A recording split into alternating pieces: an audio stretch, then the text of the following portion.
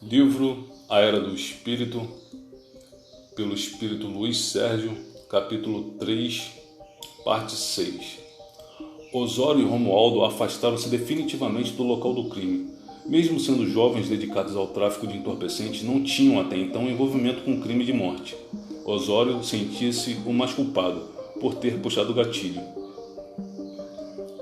Romualdo sabia que estava selada a sua participação como cúmplice. A situação ainda mais o irritava contra o parceiro. Para maior segurança, ambos se refugiaram em pontos geograficamente opostos, abandonando de vez o precário contato familiar. Sem o conforto afetivo que, bem ou mal, alimenta a alma de energia saudável, os dois iniciaram um caminho sem retorno, mergulhando de vez no quartel-general do crime, sediado em morros diferentes sob chefias conflitantes.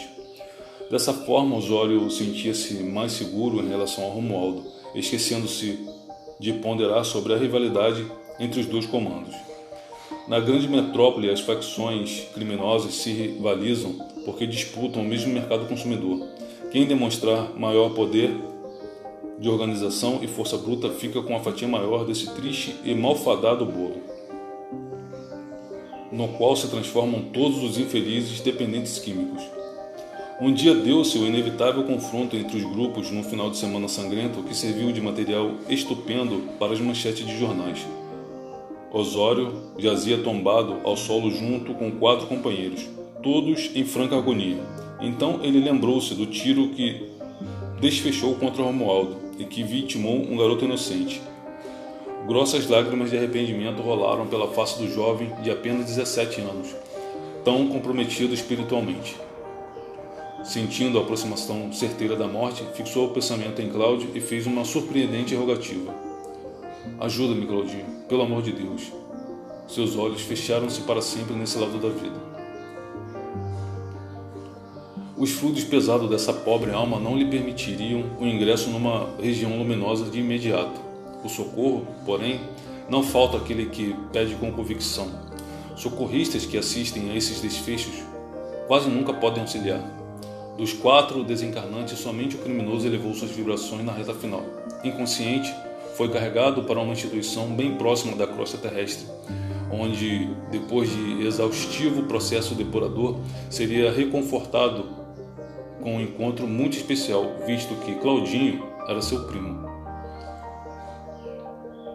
Para o sucesso do socorro, muito contribuiu a intercessão de Cláudio.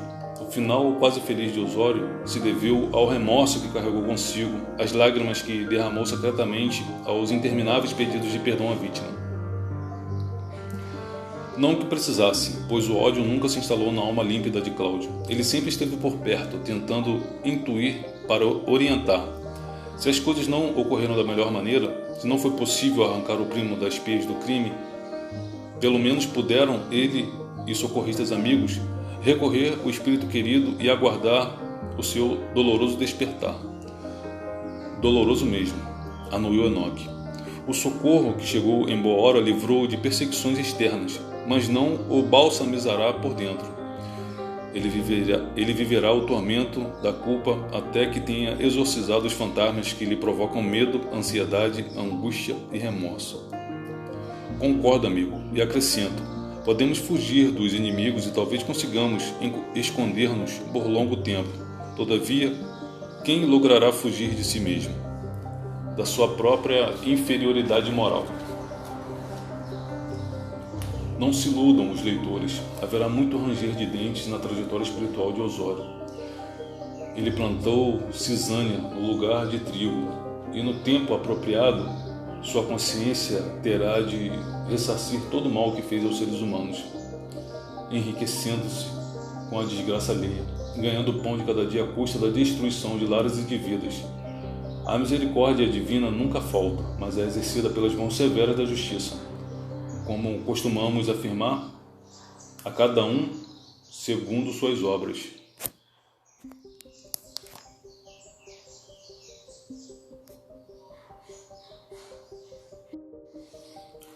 Livro A Era do Espírito, pelo Espírito Luiz Sérgio, capítulo 3, parte 7. Romualdo continuou seu percurso sombrio, até que um dia, através de uma denúncia anônima, caiu nas malhas da lei.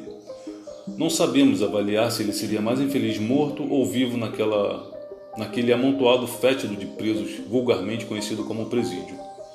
O acréscimo de sofrimento imposto ao condenado é um ultraje à própria natureza humana.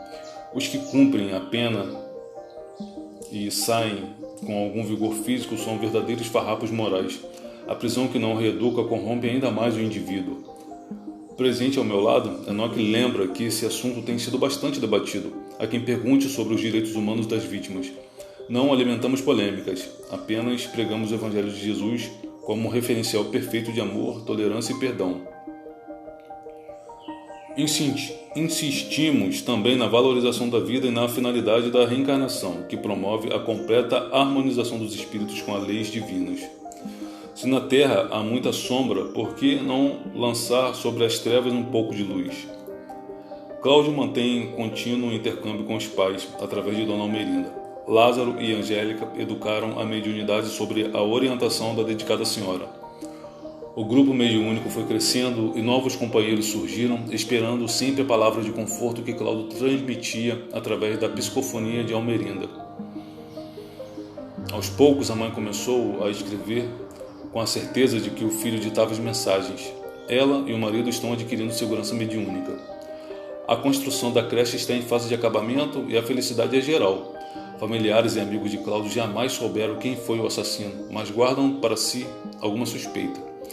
Ciente de que a morte é apenas um passaporte para a vida espiritual, ninguém alimenta mágoas ou rancores, nem mesmo os sofridos pais, que agora se veem às voltas com a matrícula de numerosas crianças. Filhas da alma, que não substituirão o filho querido, mas plenificarão o coração de contentamento e de uma serenidade nunca experimentada. Angélica e Lázaro descobriram a força construtiva do amor e, com toda certeza, jamais deixarão de amar e ser amados. Agradecemos ao novo amigo Cláudio a oportunidade de relatar tão comovente história. Que o amado mestre e amigo o envolva com luzes radiantes, possibilitando a ele e seus devotados colaboradores a consecução de mais um projeto que visa a iluminação gradual do planeta em que habitamos.